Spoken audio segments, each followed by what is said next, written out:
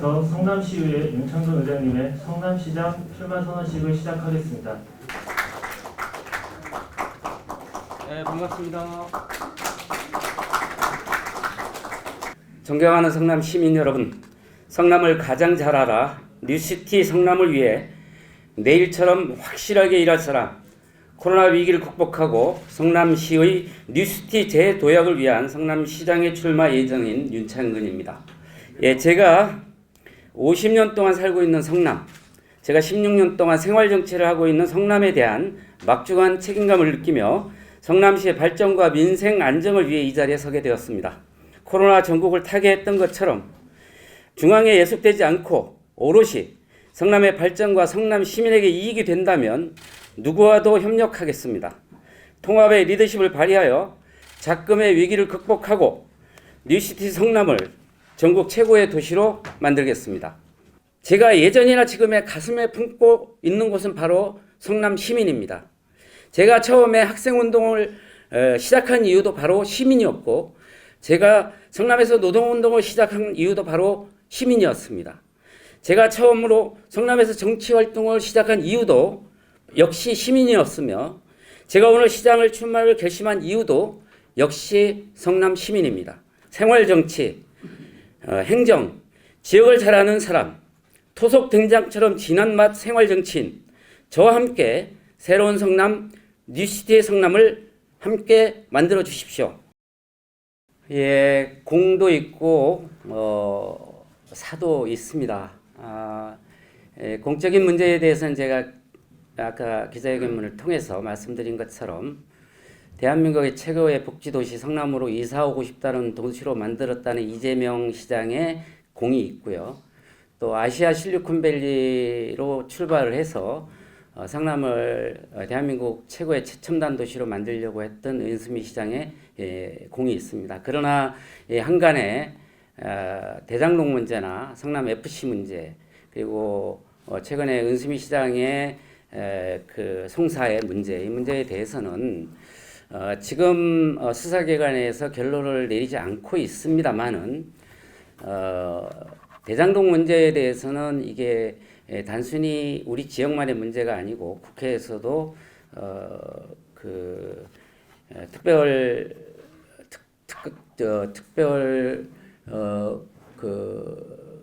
조사를 통해서 규명하게 하겠다는 입장인데요. 저희 성남시에서는 그런 어떤 결과에 따라서 잘못된 행정이 있다면 그 부분에 대해서는 철저하게 우리가 대응해야 된다고 생각하고 있고요. 은수미 시장의 송사 문제에 대해서도 결국 인사 문제나 이런 문제에 있어서 지금 뭐 대표적으로 송사의 문제에 휘둘려 있는데요. 그래서 제가 기자회견문에 우리 시의 앞으로 5개 트렌드 중에 한 가지로 청렴을 잡았던 이유도 그런 문제에 대한 극복 차원에서 간접적으로 좀 말씀을 드리는 것이고요. 특히나 그 시 자체적으로 감사를 하는 부분에 있어서 객관적인 입장에서 성남시장도 조사할 수 있는 그런 감사의 기능을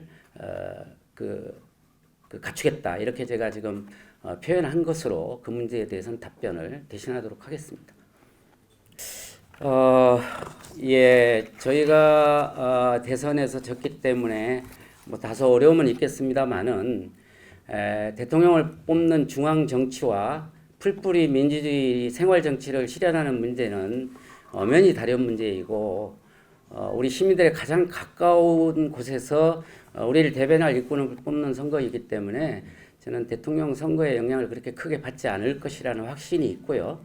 지금 질문 주신 것처럼 당내 경선 문제를 말씀 주셨는데, 우리 민주당은 늘 공정한 경선을 통해서 그 시장 출마자를 결정해온 적이 있습니다. 지난번 선거 지방선거 때는 그 단독 공천을 했던 경우도 있었죠. 좀 길게 말씀을 드리면 이제는 생활 정치를 중심으로 하는 풀뿌리 자치가 확대돼야 되는 개념으로 볼 때 그 전략적인 공천이나 이런 부분들은 저는 좀 아니다라는 생각을 가지고 있고요.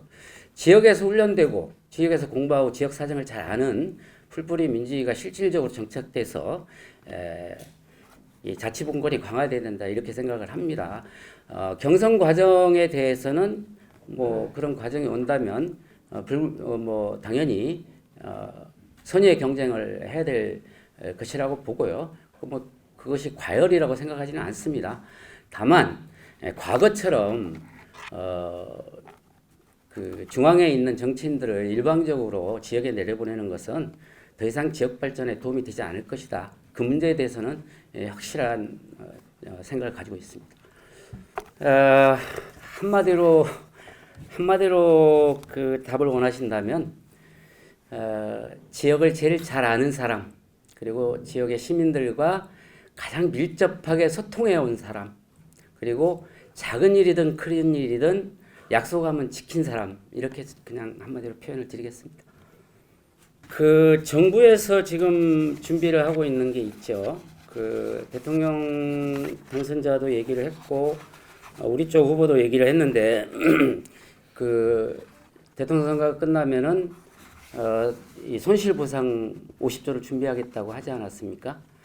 그 정부에서 어떻게 손실보상을 준비할지에 대해서 저는 뭐 좀 기다려봐야 될 것 같고요. 지방자치단체는 다만 우리 지역에서 할 수 있는 거에 대해서는 미리 좀 고민을 해야 된다고 생각을 합니다. 우선은 우리 지역에 중앙에서 최근에 그 300만 원씩 지급한 330만 명에게 지급한 그 부분도 지역의 중소상인들에게 입장에서는 좀 불이익을 받았다고 하시는 분들 상당히 많더라고요. 제가 상가를 다니다 보니까. 그래서 우리 성남시에 코로나 때문에 피해를 입은 상인들에 대해서 성남시가 그 재난안전기금을 별도의 재난안전기금을 준비해야 되는 것은 분명하다. 그래서 이번 추경에 그것이 이루어졌으면 좋았겠지만 이번 추경에는 아마 준비가 되지 않은 것 같고요. 그래서 제가 그 시의 그 예산 담당 과장한테 그리고 우리 기조실장을 불러서 다음 시장이 누가 되든 간에 지금부터 그 재난안전 지원금을 시 자체적으로 할 수 있는 것을 지금부터 좀 준비해서 7월달 9대 의회가 진행이 되면 그때 바로 할 수 있도록 좀 준비해 달라 이렇게 요구했고요. 그거는 반드시 필요한 것 같습니다. 제가 지역의 여론을 들어볼 때 상당히 많이 요구하고 있는 부분이고요. 그것은 과거에 우리가 재난안전금으로 지원했던 여러 가지들을 전부 취합해서 정말 취약한 부분은 전부 반영해야 된다 이렇게 생각을 하고요. 또 한 가지 우리가 좀 중요하게 생각해야 되는 것은 이 빚 문제입니다. 이 코로나 기간이 오래되다 보니까 상당히 많은 융자들을 받고 그 빚 때문에 허덕이는 중소상인들이 많더라고요. 그렇다면 그런 중소상인들에게 이 금융에 대한 지원이 필요할 것이다. 서울 같은 경우는 지금 사무 금융 지원이라 그래가지고 이자 없고 종이 없고 뭐 저 담보 없고 이런 사무 금융 지원을 서울시는 계획하고 있는데요.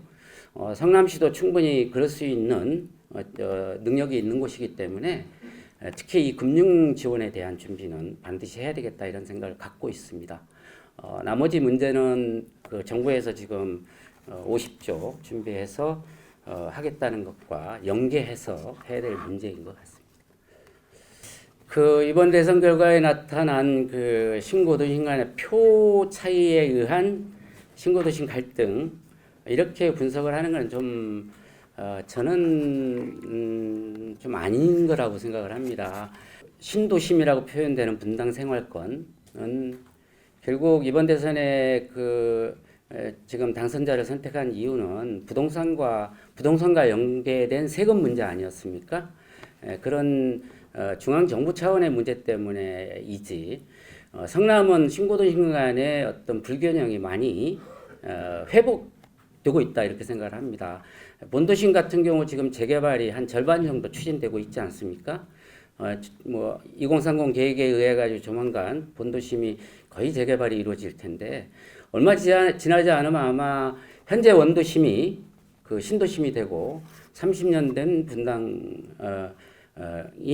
그 낡은 도시가 되는 이런 상황으로 역전되는 현상도 있습니다. 그래서 제가 여기서 뉴시티라고 하는 부분은 원도심과 그리고 신도심 모두가 뉴시티의 방향으로 가야 되는데 가는 방향 자체가 현실적으로 다르기 때문에 각각 다른 해법을 가지고 결국은 뉴시티로 가야 된다라는 그런 차원에서 제 슬로건의 주요 슬로건이 뉴시티 성남입니다. 그렇게 생각을 하고 있고요. 또 두 번째 질문이 세대 간 갈등 문제는 그래서 그것도 뭐 마찬가지 아니겠습니까? 그 전국적인 현상의 문제이죠. 다만 세대 간 그 갈등을 해결하기 위한 심한의 정책이 있어야겠죠. 제가 그 입장문에서도 밝혔지만은 청년들에 대한 문제, 청년들의 일자리에 관한 문제, 그리고 청년들이 기거할 수 있는 주택의 문제, 청년들의 복지 문제 이런 문제들을 조금 우리 지방 정부에서 할 수 있는 최대한의 어떤 정책들을 통해서 그런 세대 간의 갈등은 극복해 가야 된다 이렇게 보고요. 세대 간의 갈등 중에서도 실제로 세대 간의 갈등이라고 좀 하기에는 우리 성남시 같은 경우는 35% 정도가 그 나홀로 가구로 구성이 되어 있습니다. 상당히 많은 가구죠. 그 중에는 청년도 있지만은 중장년 이상의 노년층의 나홀로 가구가 많기 때문에 노인복지도 무시할 수 없는 부분입니다. 그래서 뭐 청년의 복지에 쓸 돈을 빼서 노인복지에 쓰고 노인복지에 쓸 돈을 청년복지로 옮길 수는 없는 것이고 그런 부분에 대한 것은 좀 균형 있게 이렇게 잘 정책을 해서 하나하나 극복해 가야 된다. 이렇게 답변 드리겠습니다.